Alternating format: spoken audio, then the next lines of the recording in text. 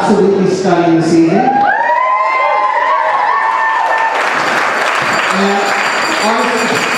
Honestly, I never thought Cal would look this good.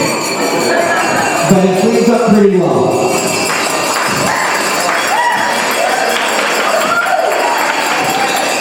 Okay, we're going to get right into things right now. We're going to have the first speech of the night. And I gotta say, I love this guy. He is my brother-in-law. Very special man. When I first met Bill, I looked at him and said, you know what? I don't want to be like that guy. And then he went and got a master's and a PhD, so he screwed the hell out of that. But anyways, I do want to say this, that Bill is an awesome fellow, and he is a proud father of Tara. Fear factor for the groom, and all around great guy, William the Dr. Miller.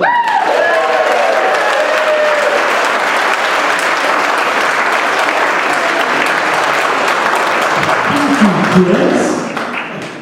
I just have a little speech. About 10 pages. But it's 40 font. So, first off, I want to start and say thank you all for coming and joining us for a special day with our families. Because it turned out to be a spectacular day. It's a great venue. Scott is a rock star. I haven't ever heard anyone come up to me and say, hey, I enjoyed that ceremony. In fact, my brother-in-law came up to me and said, I didn't fall asleep. I thought, hey, yeah, so we lucked out with the weather and the vista, and we got a gushing, dashing groom. Yeah.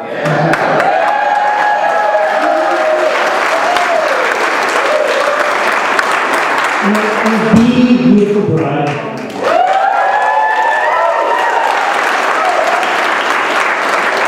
And we got a whole lot of family here to help us enjoy and celebrate tonight. So, you'll be sad when that isn't my speech. I want to make a confession. This is the first time I've ever worn a kilt. Not the first time I've ever worn a dress. That was another time in another place. And Bay, wherever you are, shut up. I'd just like to say that I have Daryl and Bev to blame for my kiltness.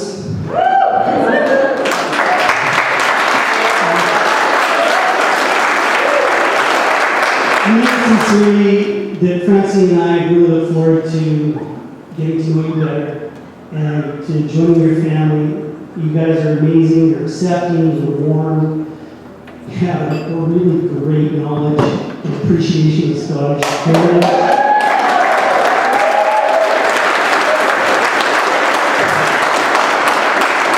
And Daryl, if I learned half as much about whiskey as you know, I'm going to be a happy man. So needless to say, our connection with Bev and Daryl has resulted in this skirt that I'm wearing in front of you. Okay, for those of you who don't know, despite my British heritage, Miller's Missouri, I'm completely Scottish. Okay, so that's a good thing, because I'm wearing it. The problem is there's not a Miller carton to be found. Fortunately, my mother was a McDonald, and there are literally hundreds of McDonald tartans.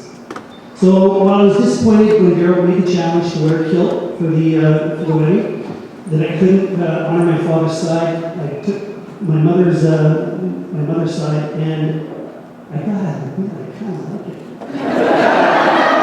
There's a few. Daryl's been coaching me through this. You know how to wear it. You're going to put your score at night. Just wait till it's canceled later. And I got to talk to you about the urinal because I still haven't figured that out.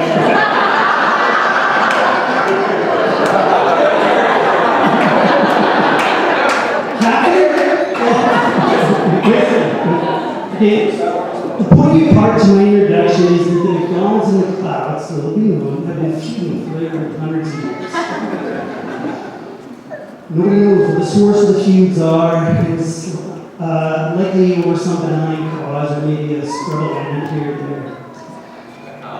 A cow, I was thinking a sheep. I was going to say a coon, but a shaggy coon, but no. But literally there have been hundreds of historical battles, scuffles, and moments of tension, some substantiated, some unsubstantiated. I just want to point out two.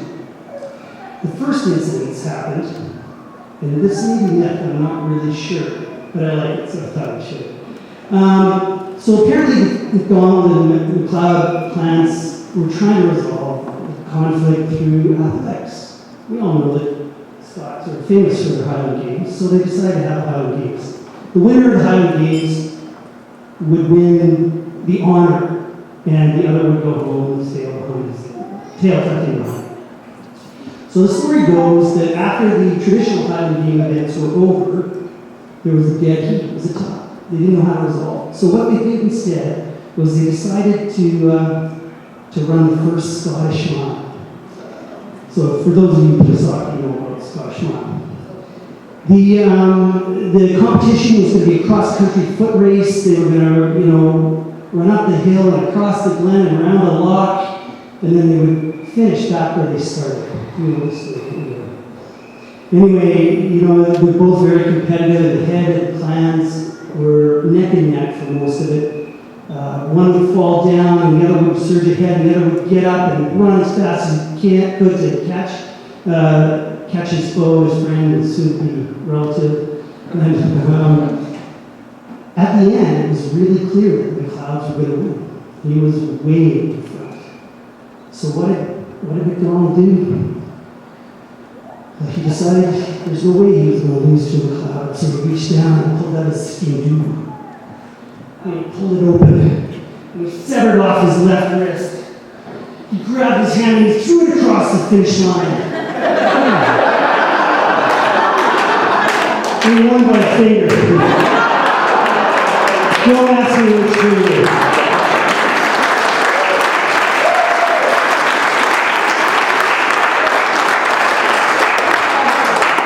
Obviously, that's all nothing. McLeod accused McDonald of cheating. McDonald died.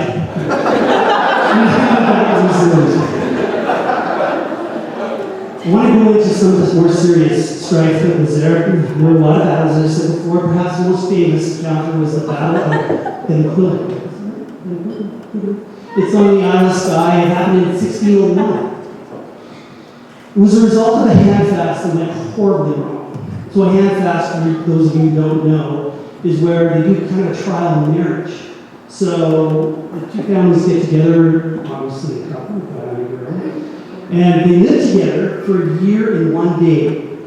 If in that time the female bears a male heir, they get married and everything's happy.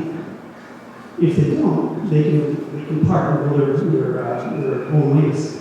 So Rory McLeod, being the smart man that he was, attempted to make peace, offered to hand his sister Margaret McLeod to Donald MacDonald, and it was subject to a handfast. So after a year and a day, Margaret had not born a child, male or female, and furthermore, at some point during that year, she actually lost the sight of one of her eyes. Donald MacDonald, having no further use for Margaret McLeod, decided he'd send her back to her brother. So he tied her up, facing backwards on a one-eyed horse, led by a one-eyed servant, followed by a one-eyed mongrel dog, to her brother. Well, Rory was incensed by the insult to his sister, himself, and his clan, and once again he declared war on the MacDonalds. The battles that followed became known as the Wars of the One-Eyed Woman.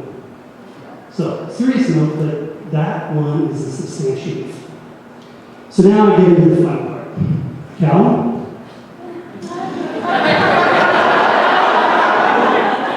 I gotta say, I feel pretty justified for my behavior when you and I first met. To provide the rest of you with some context, sorry Chris, and a little bit more. So the history of Tara and Cal, and I got to take my hat off to Daryl because the other night at rehearsal dinner, he did a really nice overview of their time together. I wish you'd led into my speech tonight.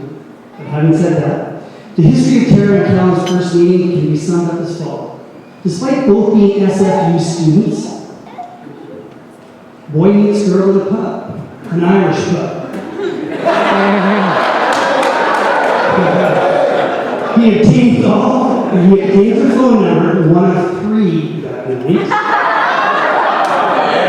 He wakes the next morning, perhaps with a headache, I don't know, guessing, and consults his best man, Derek. Hey, how's the beer, Derek? You missed it. Good fellow. Calvin couldn't remember whose number was whose name was what. Derek remembers him saying, do you remember the one named Tracy, Terry, or Karen? Funny thing is that Derek knew it was Tara. Way to go, Karen. Okay, on the same said Sunday, Tara revealed to Francine and I that she had been pursued by the young lad at the bar the night before. And this was one of the first times that's what she said, that she ever gave a phone number. She was anticipating a call, and it finally came. So the plan was they were going to go to a movie or some other event, I can't remember. Now, I've been through a boyfriend or two by then, and I've learned a thing or two about boyfriends. So based on history, both ancestral and familial, and think to myself, what a great way to break the ice. I spent the better part of an hour prepping 50 questions for Cal. So on his first visit to the home, I went through the 50 questions. Really, the intent was to have some fun, create a welcoming environment. But when I got to question 23, which was something like, what are your intentions with my daughter? Cal looked at Tara and like, what? Is this for real? Just trying to be hung in there and explain my compulsion to finish all 50 questions. I think this session did leave me traumatized. And my evidence for that is for the next 7.5 years, Cal never really directly talked to me or called me by my name. He didn't say, Mr. Miller, he didn't say anything. Okay, once he said, hey dude. Oh, yeah, other names to me. Oh, no. Having said that, I have considerable respect for Cal. Because when he approached me for Tara's hand in marriage, he looked me square in the eye and asked, and I'll paraphrase and simplify, Bill, Tara's been the best thing that happened to me and I want to spend the rest of my life. Very important moment. Almost as important as the time Tara was born. That's another story, too. So, although I saw it coming, I was a bit stunned. I half jokingly said, are you sure?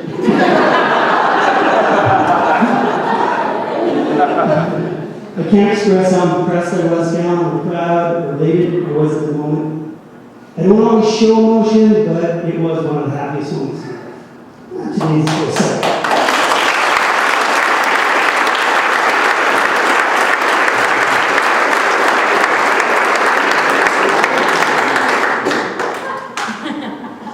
You'll see why I made that in a minute. So, Cal, I want to say not only what a lucky guy you are to have Tara as a wife, but also what a lucky family we are to have you as a new member. As those of you know, I'm happy to give out my advice, although not many people are happy to hear it. And this is an occasion that I'm going to share the advice with you, Cal. So here's my advice. Remember these 4 simple words. Happy wife, happy life.